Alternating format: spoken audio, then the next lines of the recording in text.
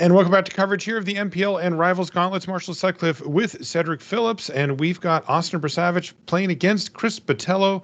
Again, both of these players coming in at a cool 4-3, which is, it's not as bad as it looks. Sometimes in Magic tournaments, a 4-3 record means that you didn't really get to where you wanted to go, but that's not going to be the case here. These players are all excellent, and that tends to mean that the records bunch up in the middle. So a 4-3 record is actually okay, and they can still look to pull themselves away from the pack here in the first day of competition as well. So, Cedric, we've got Rogues, which is, I think, a deck that a lot of players would like to have picked after they saw how the metagame shook out here. Chris, on the other hand, is playing Gruul Adventures, and there it is, the Disdainful Stroke sitting there in his opening hand. The one of fun of, which is not great in this matchup, but it might come up, so we will definitely keep that in mind. For Austin, as he top decked a copy of Merfolk Windrobber to kind of get the party started here a little bit. This is a deck that he knows pretty darn well. It's a deck that he basically has played in Standard all the way through its legality, except for a couple off choices, excuse me. But look, I don't know how good of a deck Rogues is, and I say that very openly and honestly insofar as it feels like sometimes it's unbeatable with some draws, other times it feels like a deck that's just kind of messing around, not doing anything irrelevant. But when everything's humming and then the story is going and Drown the Lock is turned on, the deck feels borderline unbeatable. But how often can you get yourself into those positions? Well, for Austin, he's going to try to do it 2 out of 3 games this time around. That's right. We should talk about that Disdainful Stroke there just as a strategic choice, right? There's an element to tournaments like this that isn't the norm, which is that these are open deck list tournaments. And that means that, you can show somebody a conditional card that they have to then respect later on. And maybe you get a little more value out of your one of Disdainful Stroke for even games where you never draw it, but your opponent plays around it. Do you think that's viable? Said, is that a real thing? Yeah, absolutely. Absolutely, I do. I think it's very much a real thing. I've seen people play around ghost cards, that didn't actually exist. All right, well, good old Rimrock Knight's going to hit the battlefield here. And we've got the star-studded showdown of Merfolk Windrobber versus Rimrock Knight here. They really brought out the big guns for us on the feature. Yeah, just a couple of bozos trying to get some work done here. No disrespect meant to either. Right.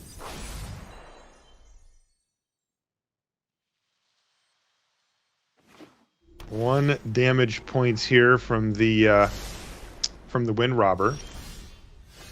Means that this Rimrock Knight looks like it's good to go. Drown the Lock is probably going to make things a little bit awkward, though.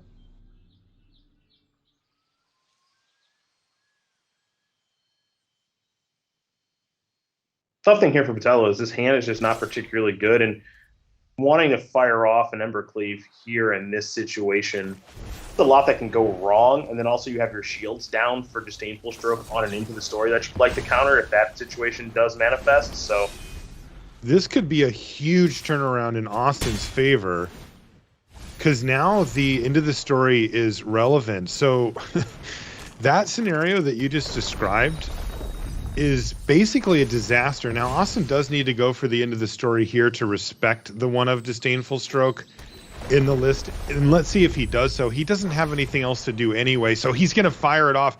Boy, Cedric, you laid it out there, and Austin said, that sounds pretty good to me. And, whoa, but there's a good top deck Goldspan Dragon off the top now for Botelho. All right, I mean, the game can shift around a little bit now, so here is that dragon. And Crippling Fear is not a clean answer to that, so now Austin's going to have to find something to catch back up with. That's right. Wow. Okay. That was about the worst case to best case scenario there for Botelho. He went from, I'm going to try to get an Embercleave on my 3/1 and hit you for 8 to never mind into I've got the one of Disdainful Stroke while you resolve the only real target you have. It's a really big swing in the wrong direction, a pick 6, if you will. But this dragon has got him right back in the game. Very much so, and the Disdainful Stroke was, of course, the wrong card to draw there for Austin. And now we have this weird Disdainful Stroke kind of staring contest here for both players. Both players have one, and not really doing much of anything. The Wind Robber's going to cash in, hoping to find something of consequence, and it doesn't look like it has just yet. So Luris is added to the grip, but Goldspan Dragon's the best thing going on right now, Mark. That's right, and a Goldspan Dragon holding a frickin' Embercleave is right where you want to be as it slams into the red zone. Bang, 5. Could be 5 more here. There it is. Down to 6 goes Austin, and he is in a world of trouble now. And we're going to see Bone Crusher Giant hit for 2 with Stomp, and he's just going to go ahead and cast the dang thing too, because thanks to Goldspan, he can still leave up Disdainful Stroke too.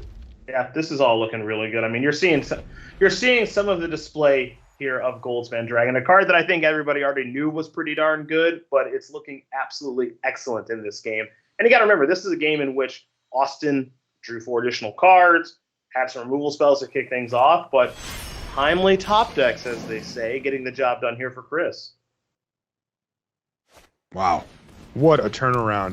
This is one of the swingiest games we've had today, where it went from Chris looking okay to Chris in basically a disaster scenario to Chris not only looking okay again, but looking good for a victory here. And is there any way out now for Austin? I'm not seeing it. Well, there's got to be a removal spell. He's got to find an instant removal spell to draw with the Wind Robber. Okay. That's your best bet right now in killing the Goldspan Dragon. But actually, an additional copy of Embercleave actually kind of locks this up, because let's say that Austin Austin were to draw a card or whatever, right? And then you kill the Goldspan Dragon, and then Chris plays the other Embercleave on the Bone Crusher Giant. So I don't think there's any way out of this here for Austin.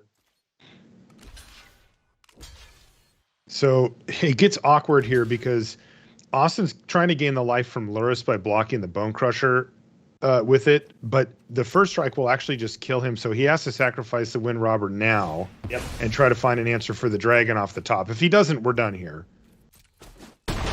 And he didn't. And there it is. Chris Botelho. I'm not sure if I'm going to call that a theft of the game, but my goodness sakes, that dragon off the top was epic for him and swung the advantage right in his favor. He never gave it up after that. No, I mean, it's an incredibly powerful card. And we already all know how powerful, of course, the old Embercleave is, and that played a role in that game as well, as far as closing the game out very, very quickly is concerned. Trample played a role too, of course, as it is one to do. So a very nice win there for Chris in a game that, after Austin had resolved into the story, you would think things were very much headed his way, and that was not the reality. It's funny because, some of the decks that you'll find in Standard, some of the card choices and stuff are based on synergy, right? And we see that in Austin's hands. We saw Merfolk Wind Robber, for example, on the battlefield. Not a powerful Magic card by Standard, rankings or whatever, right? It's actually quite underpowered for Standard, but it does just enough to make it into the deck. Even a card like Ruin Crab, right? Not an individually powerful card. It enables other things that are also powerful, and they all work well together. Chris, a little less so, right? He's like, how about a dragon and a big sword, right? Like, this card is awesome. I don't need much to make it good. And I'm just going to cast the mana, play them, and hit you with them. And that simple approach worked really well there for Chris. Now, had there been a removal spell for Austin to take out that dragon, we would have been looking at a much different game. A very, very different game, as you said, but that was not the reality. That's right. All right, let's get things underway here. Looks like we're going to get to kind of ride along with Chris Botelho here with the same amount of information that he has, at least for now. A little bit of frame rate issues there on Austin's side. I think he had to relocate to get to a place where his internet was back because it got knocked out with the hurricane. Yeah, he's a player who lives in the Louisiana area, which not a great place to be right now is the easiest way to put it, unfortunately, for everyone there. Obviously, we hope everything goes incredible.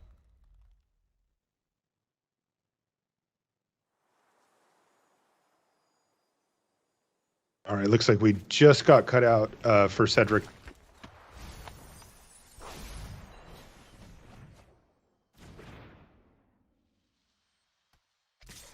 Austin is safe, and if his internet connection is the worst of his problems, then that's probably a good thing. But he did have to run off. and I believe relocate to try to make sure that he actually had a better situation there.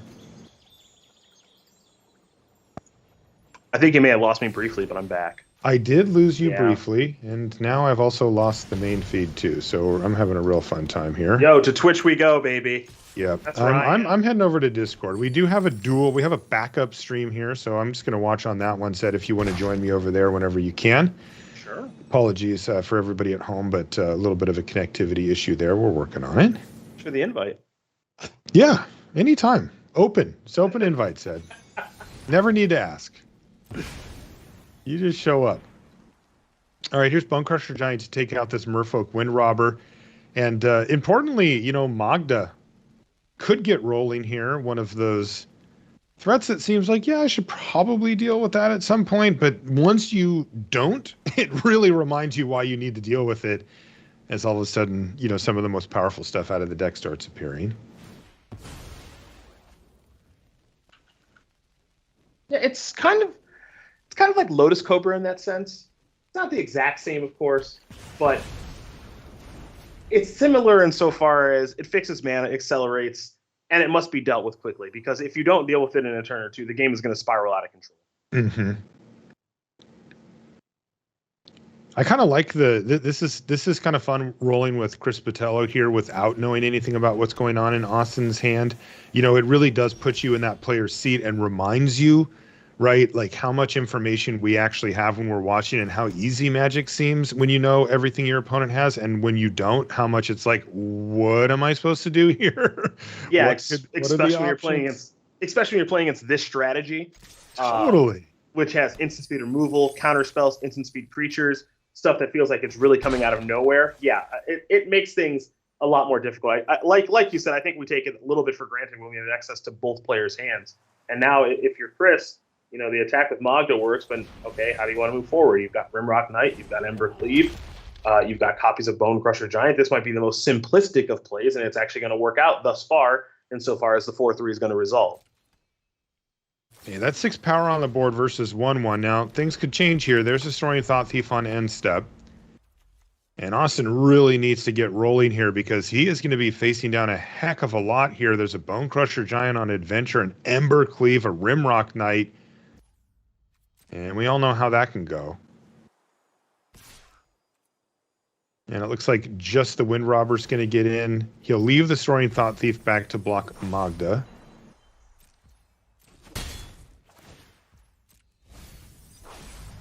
And that was the final card needed to get up to the bonus stage here. So now the Wind Robber can cash itself in for a card, and the Historian Thought Thief gets the pump.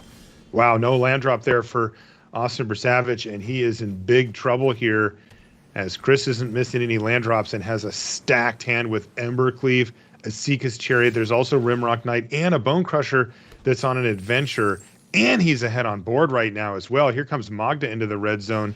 It looks like Chris is willing to 2-for-1 himself a bit here to get rid of that Soaring Thought Thief if needed. He could also just go for the Cleave, but that's kind of a lot. Yeah, I kind of like leaving the Cleave in the holster because you do have a Chariot plus a Bone Crusher as a follow-up. You've got some nice things to do. Okay, so we're pumping up the jam here, okay, to get the exchange with the Boulder Rush. Okay. That's get right. Your 4 damage through, and now play Chariot post-combat. If this resolves, it's probably lights out. That's right. And so that means that Austin doesn't have a choice, really. He's going to use Drown in the Lock here to counter it. But, boy, Austin Bursavich on these 3 lands and behind on board, he can't do anything this turn with just the blue mana. And he is falling behind really quickly. And we know that the deck that Chris has brought to the table here, it can slam the door on the game and make these stumbles really hurt. Well, the tough thing now you're wondering is just what can Austin do to get back into this game? Because something like land into the story is not really what the doctor is looking for, because you risk taking 10 points of damage from Ember Cleave or just multiple things resolving, right? Opponent can go Bone Crusher, Rimrock Knight, they need a Crippling Fear, something like that to get back into the game. So a lot of the time, these rogues decks, they like to pull ahead with into the story, and now it doesn't seem like the right time to be trying to do any of that at all. Right, and you know, even if there is into the story in hand for Bursavich and he can find a land to make it work, when are you casting it? right? Like, yeah, I don't know when the door is open to do it. Yeah, I think that Chris is going to be able to do a good job of slamming that door over and over and over again, and really never letting up and letting Bursavich get back into it, because right now Botelho once again has put out 7 power against, Austin, who's on 8 with no board right now. Let's see if he's got anything on end step. Okay, it's his Thieves Guild Enforcer. That'll help. The step in the right direction. Yeah, the Embercleave might have something to say about it, depending on how, how clear it looks. There's finally a land. Unfortunately for Austin, it's a tap land. It's a Temple of Deceit.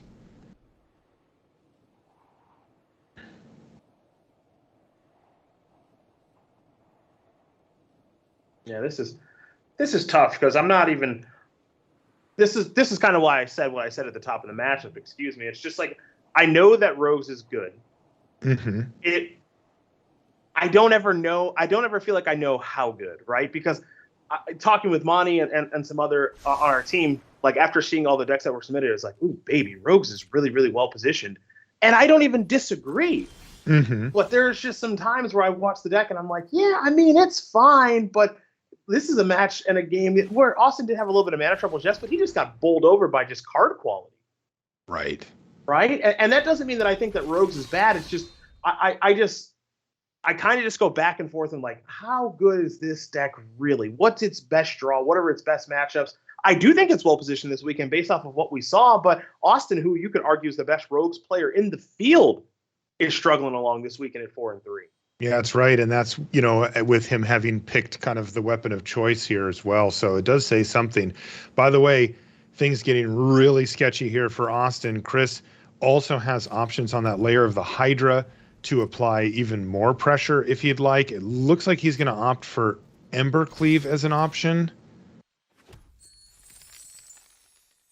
If he lands the Embercleave on anything that gets blocked. What happened there? So we saw an attack and then a treasure made, and now we're going to see an Embercleave. But treasure I think there was no block. Did I miss that? Maybe. No, if he didn't block, he wouldn't have cast this, right? He just would have said sure. Because it's lethal. Touche. It must have. I just must have misseen it. It said to damage on the button there, and I'm like, wait, does that mean that there was no block? But you would just be like, sure, let's go to damage. Sure, okay. Let's do the part where you die. Here's the somewhat predictable power word kill or some removal spell here from Austin. And Austin needed to wait and decided to wait and use it on whatever was going to get suited up. And that meant that Chris said, well, you know what? I'm going to go ahead and suit up the bigger of the threats. It happens to be a Bone Crusher Giant, because you'll take 2 extra damage. And now look at this mess. Does Austin have Crippling Fear in his deck? Let's see. He has 1 and 3 in the board. Be a really good time to have it. Yeah, he has 1 in the main, 3 in the board. This is game number 2. So there it is, Crippling Fear. Okay. Now that, and the Thieves Guild Enforcer gets to stay home. Oh my God, Chris Botelho is running hot. The layer of the Hydra would have been lethal. Does he have enough to equip and make it so?